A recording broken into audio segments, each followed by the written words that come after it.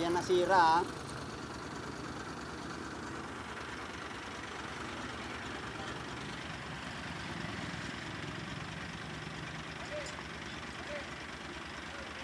Iatras mo.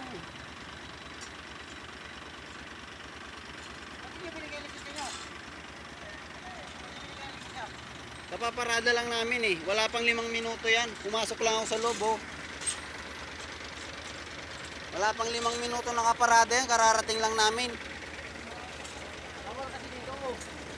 Ang bawal ba't wala nakalagay na ano dyan? Ay nako, tagal-tagal na dito.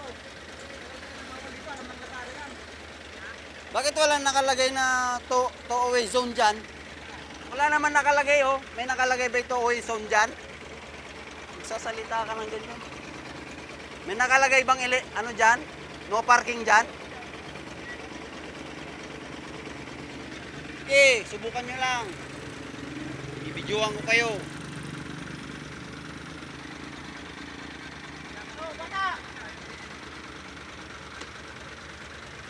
Eh, Ras!